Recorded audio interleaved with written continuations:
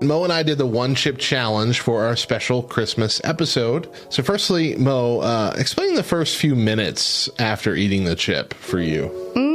The first few minutes were absolutely miserable. So there's one of my favorite clips of you of all time happened in the first 30 seconds. Where, because we streamed it on Twitch when we recorded it, which was on the Tuesday before Christmas. And you eat that chip, and then you bend over, and I don't know what you're doing. I think you're grabbing a tissue or a napkin or something. But when you come back, you make the deepest, manliest, angry noise. When you come back up, and I'm like, oh gosh, she means it. She does not like this. The one saving grace that I had, which, by the way, I've said this 1,000 times on the show, but I was starting keto. I had done 3 whole days of keto up to that point. Yeah. And I said, so I'm stuck at home for 2 weeks and everything we're ordering is DoorDash and whatever. No, I'm not doing keto here. Yeah. No, forget this. We'll wait until after now. Forget that. Yeah. But so Deidre couldn't taste or smell anything. And we're ordering all this food from DoorDash. And, we got our, stimulus thing, and so well, we haven't used it yet. I guess that's what we're using it for. Yep. And Adrian was getting madder and madder about it. By the 3rd day, where I'm like, let's order some dinner. Do you want to order anything? Oh my gosh. Is there anything you want? What does it matter? Yeah. I'm not going to be able to taste anything anyway. Just get whatever you want to get. Can you taste? Can you smell? Might as well just get whatever you want to eat, because I'm not going to enjoy it one way or the other. I had the same reaction. Exactly. That's exactly it. And I wouldn't try and do it on purpose. I'm trying to be nice, Yeah, I know. And so I'll catch myself halfway saying it, several days in. I'm like, do you want anything specific? She's like, what? Nothing. It doesn't matter to you what I order, right? Why would it? Okay.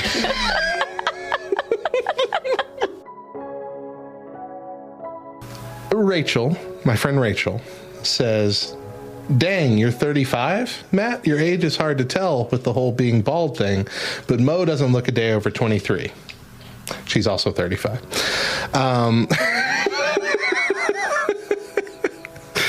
That means my oldest child would have been born when I was 8. What do you mean when you say, dang, you're 35, it's hard to tell because you're bald? Do you mean I look older or younger than that? Because I've had some bad experiences, even here on Twitch, with people thinking I'm Mo's dad. So, can you clue me in there? I plead the 5th. Well, great. Fun fact. And the second But I don't time look that like Mo's dad. I appreciate that. Thank you. Fun fact, and the second time that I've said this on the show, I'm actually older than Matt. Mm-hmm. A couple months. Mm-hmm. Yeah, literally, someone jumped on your Twitch. elder, so respect me. Someone jumped on a Twitch once and said, oh, cool, a father-daughter stream. And I'm like, that's real funny. Like, oh, sorry, I was serious. You look, never mind. And we haven't seen that person back since then, so.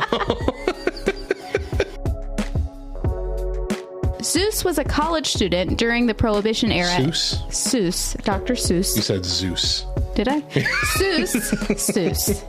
He was a college student during the Prohibition era in 1925 at Dartmouth. He and his friends were caught drinking gin in their dorm room, and as a punishment, Seuss was stripped of his editorship of the college magazine. It was then that he began to publish works under a variety of pseudonyms to include T. Seuss, Dr.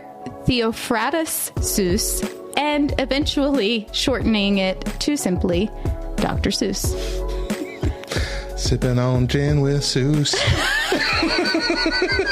That's all I was thinking of. I'm so sad that I didn't think of that first. Oh, man. You got to do a parody. Have you heard the latest one? No. I really hope you haven't, because I want to surprise you. No, with this. I haven't. Okay.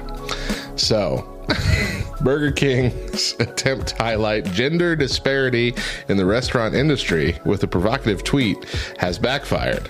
Last Monday, which was International Women's Day, you might recall, the Twitter account for Burger King UK tweeted, "Women belong in the kitchen." What?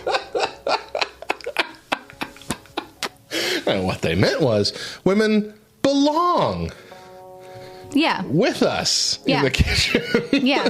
But of course they know what that line provokes. They knew what they were doing. The week before, and I said this last week, but the week before daylight savings, I had to be at work 30 minutes earlier. My duties in the morning became bigger, and so that required me to be at work. I know. Thanks a lot. Thanks. I appreciate that so much. I don't know why you had to draw attention to it by laughing, but... I'm sorry. Did y'all hear that? Mo just said her duties in the morning got bigger. That was so good. I'm sorry. Continue your story.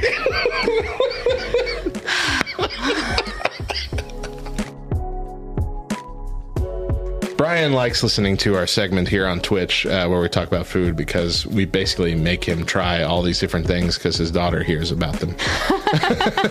You're welcome. Has Matt ever been camping? He has, but he hated it. It's the worst. I absolutely hate it. I went a few times before we got married. Well, I guess in the couple first years of our marriage too. Went a few times because my wife's family goes all the time. And every time I'm miserable. Every time I absolutely hate every aspect of it.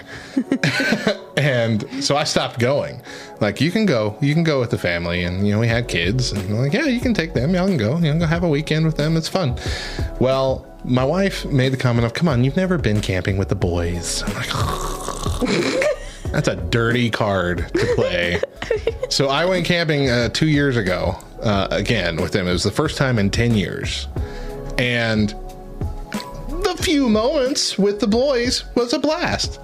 The 98% of the rest of the thing, though, was awful. Worse than I remember it. Never happening again.